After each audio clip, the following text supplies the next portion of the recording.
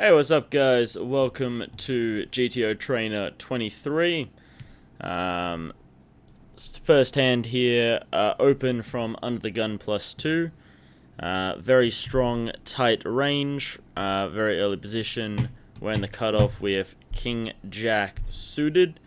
I could see this definitely as a like 3-bet bluff in order to balance out a range, so I can definitely see a 3-bet here. I could also hear a fold in terms of we might be dominated, 3 people behind, but I'm going to lean towards a raise here, especially because they're suited. This is one of those nice hands where it kind of balances out our 3-bets against such a strong range. Under the gun +2 calls, so that caps off their range. They check on a Jack 4-4 2 spades. I reckon this is a standard small sizing, just c-betting our entire range. Turn comes a 4, so we turn a full house. Evidently, I've done an inaccurate move, which is unfortunate. But they check again. Considering that we're blocking a Jack, we know that they're not going to have any 4s, any 4x pretty much. They could have some pocket pairs here. But I reckon the best way to get value from pocket pairs is checking back here. Allow them to kind of bluff off. When they check back, when they check here, I kind of prefer going for either a big size or a small size. Small size kind of targeting those pocket pairs that could still be putting in money, but I would have thought that maybe a pocket pair would have put in money on the turn at least, or even put on money in the river, fearing just to check back, unless they're we're talking about real weak range, such as like 5s, 6s, 7s. But pretty much any pocket pair above that should go for at least some thin value. Because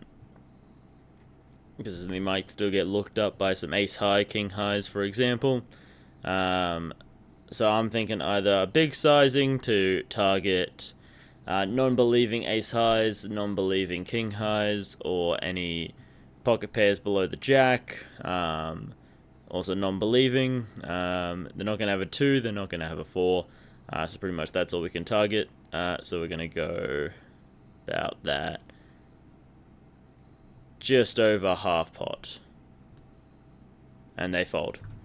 Okay, so let's have a look here. So pre-flop, good. I'm assuming this is close to bottom of range. Yeah, very close to bottom of range. Obviously, very, very tight 3-bet or fold strategy up against a very tight, strong under the gun +2 range. Very standard. So folds, they call pocket 8s. Once again, pretty standard from them. They're probably calling given the implied odds, even though they are playing out of position. The implied odds of hitting their set up against what is a strong cutoff range, strong cutoff 3-bet range.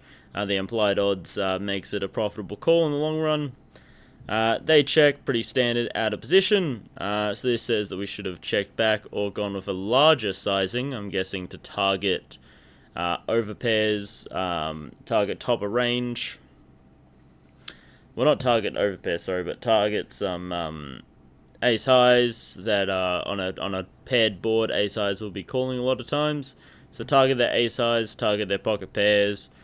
Try and get money in while we believe we're good, or just a check, so they believe that this 1/5 sizing way too low, which I mean, fair enough. I can definitely hear that. Then they check again, and then yep, so either go for a big size on the turn or a check back. We decide to check. They check one more time.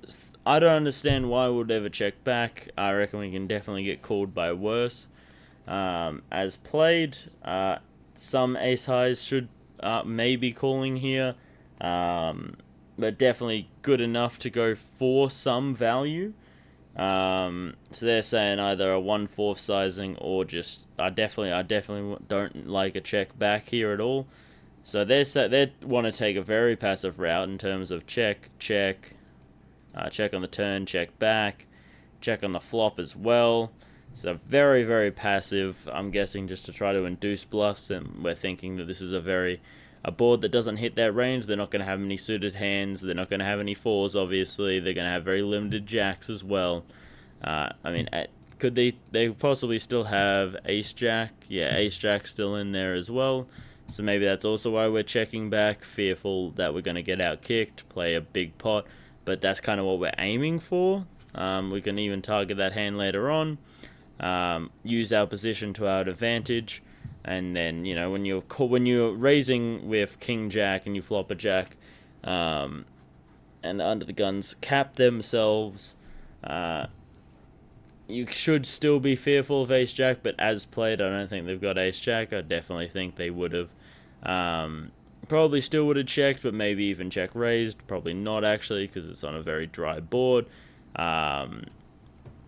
But actually, when we've stabbed, they might do a raise there, or at least raise on the turn at minimum when they turn a full house, or maybe they're also fearful of not being able to get value.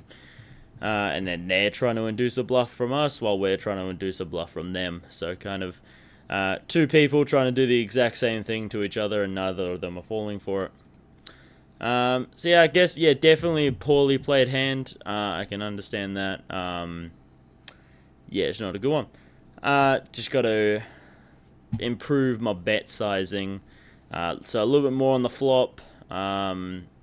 Guessing just targeting higher range. Best way to get, the only time you're probably going to get paid from ace highs, king highs is on the flop there. They're probably not going to call off any on the turn, and they're probably not going to call off any on the river.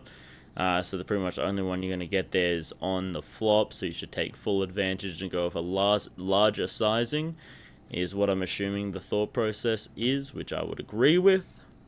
Definitely don't agree with the check. I agree with the check back on the turn, given now of a sudden very difficult to get paid by what their range is. Other than trying to induce a bluff or trying to make some pocket pairs value own themselves, make pocket pairs feel like they're priced in to call by giving them enough rope to try and stab on the river, is the thought process with the check back on the turn. But definitely don't agree with a check back on the flop, and definitely don't agree with a check back on the river. Definitely be going to for value. Definitely good enough to go for at least some thin value. Try to get looked up, and even if you don't, you should still be going for value in that situation rather than just giving up checking back, as you do have the effective second nuts on that board, because they don't have a 4. They could still have pocket jacks, but that's about it. So you have the effective second nuts, because they definitely don't have a 4. And they also don't have aces, they also don't have kings, and they also don't have queens. So the only hand that they could have is jacks there, and then the other hand is a jack. So you know that you have, at minimum, the effective second nuts, so you should be definitely going for even some thin value, or just trying to overbet the pot, trying to induce them to think that it looks very, very bluffy. That's kind of the way that you can go with your value. You can either go really, really large to make it seem like a bluff, or you can go really, really small to try to get some really thin value. Next hand here, a very tight, strong under the gun open standard fold with some offsuit garbage, nice and easy. Next hand, once again, very strong under the gun open. If they were suited, if we were we're on the button with 8-7 offsuit. If they were suited, it would be a call, but offsuit garbage is a snap fold.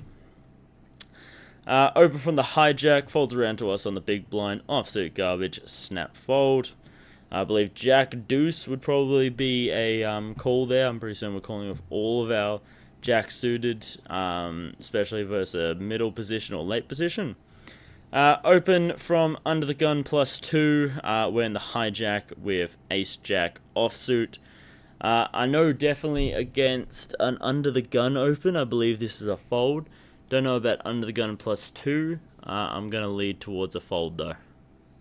Yep, good decisions. Yeah, I know 100% ace jack suited, that's a call. It's even about a 70-30. Does make sense.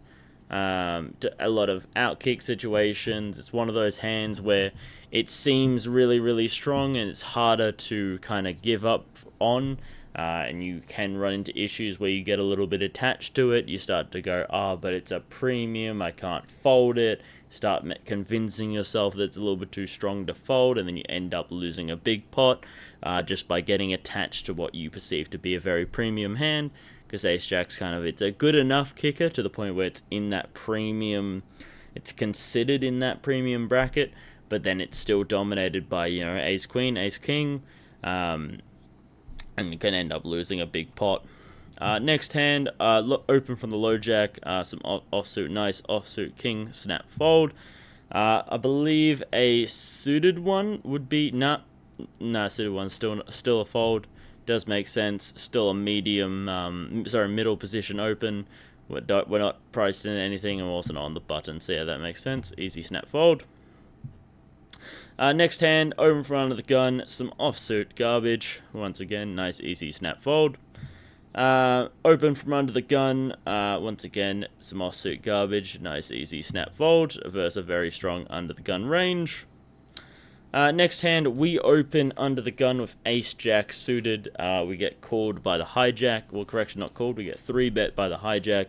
Going to be an extremely strong and tight range here from the hijack. 3-betting what is a strong and tight range from under the gun. So we've got to proceed with caution. I don't see the value in a raise. We're just going to isolate a range that we're going to be playing really poorly up against. I think because we're suited, it's a little bit too strong to fold, so I would elect to call. Board comes Jack 7-3. This favors the hijack's opening range with a jack in there. They've also got all the overpairs. We have effectively capped ourselves. So I'm going to elect for a check, try to see what they're going to do when we're out of position. They go with a pretty large sizings, about 3/4 pot. We're going to, no need to raise here. We're going to elect to call. Keep their range nice and wide, keep in a lot of their bluffs.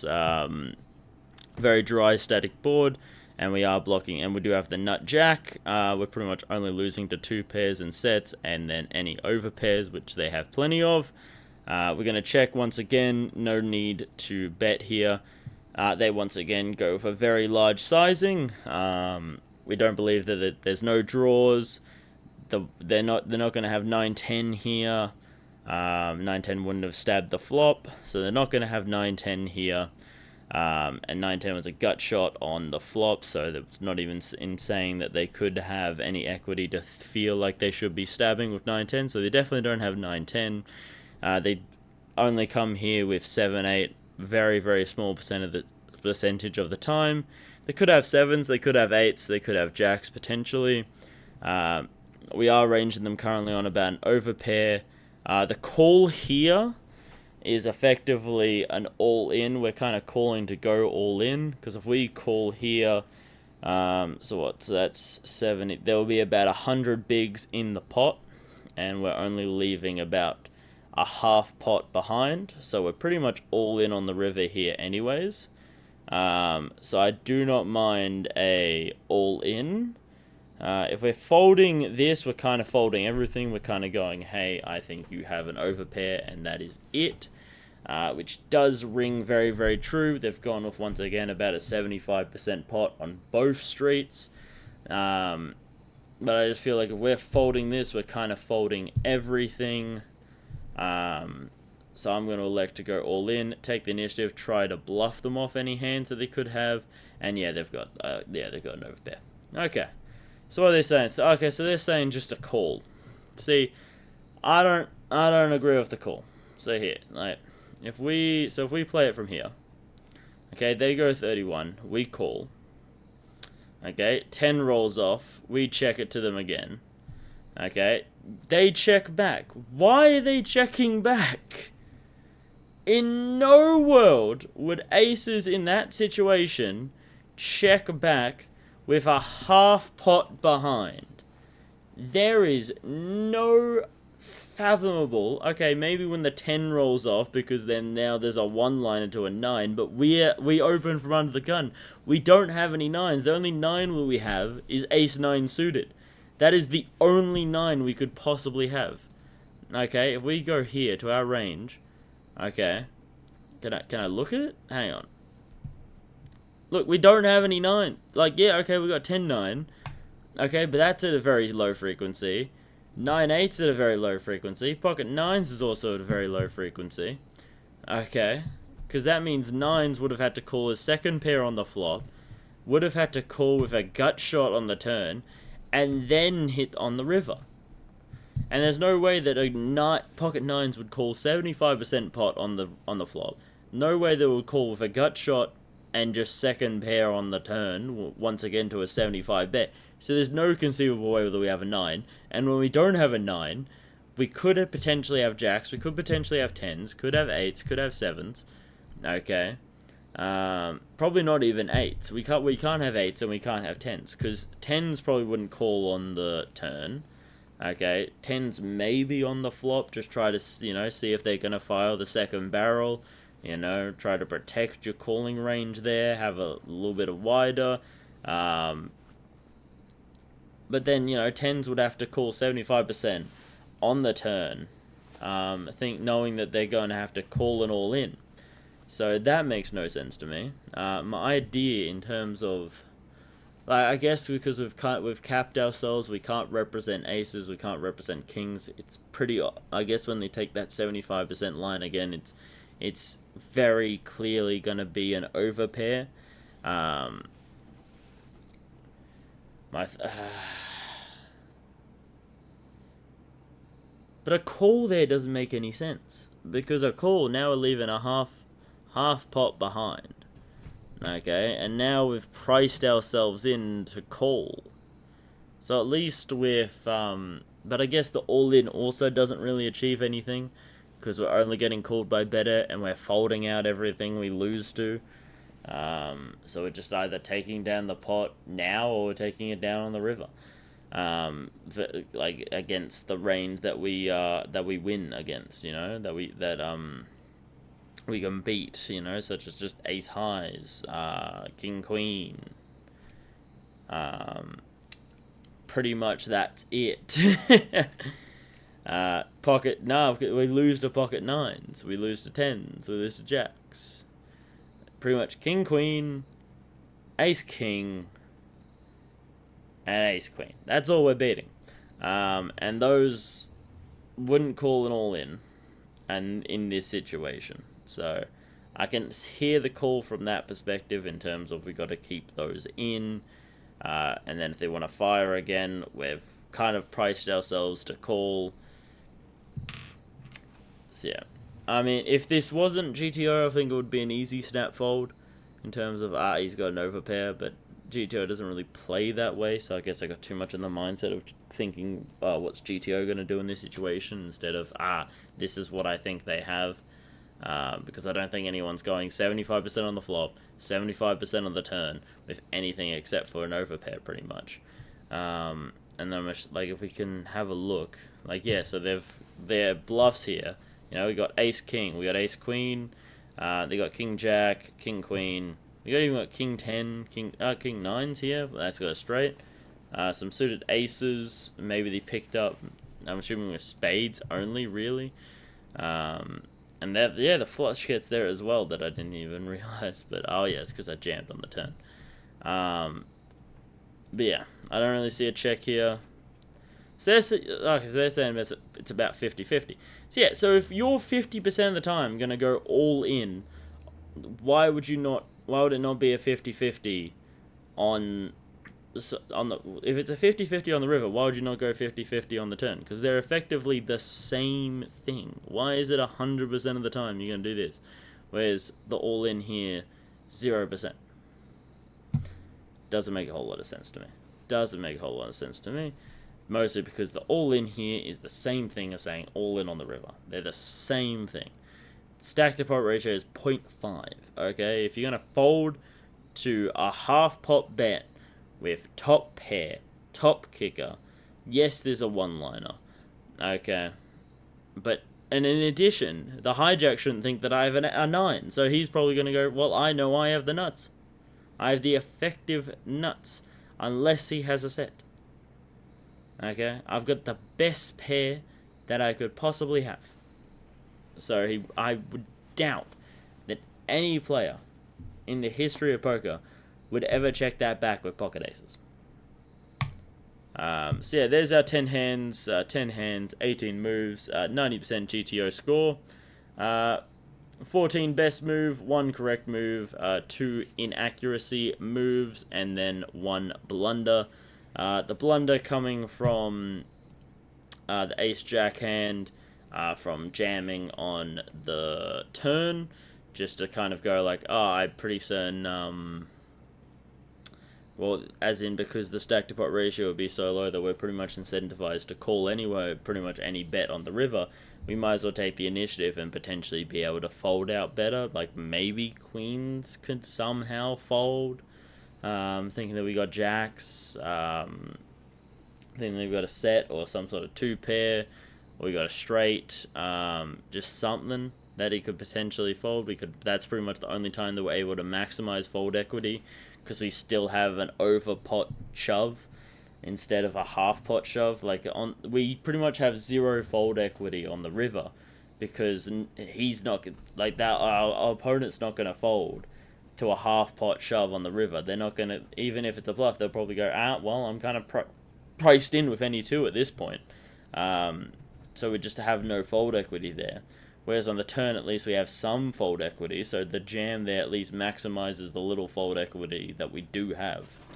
And then the 2 inaccuracy moves coming from that king-jack hand, just fixing out the bet sizing a little bit, trying to get more value from the flop when certain hands in their range would still want to be calling before the board gets too scary for those hands, such as like your ace highs, king highs on the flop that you can still get a little bit of value from, but then if the board becomes even deader, those will get halted and kill your action essentially. Which, makes perfect sense to me. Just fix up that bet sizing. I know that bet sizing is probably one of my weak points. My main strength is my pre-flop play, and then I just got to really improve on my bet sizing in a lot of situations. Best ways to get value, best ways to bluff, best ways to extract, maximum value, get thin value when, the opponent's got a weak range, but you still have a value hand that you want to try and get a little bit of value from. So yeah, that's definitely something that I need to improve on. I know that, that hand definitely reflected that. So beauty, so I hope you guys learned something today. Have a great day, enjoy yourselves, and play well.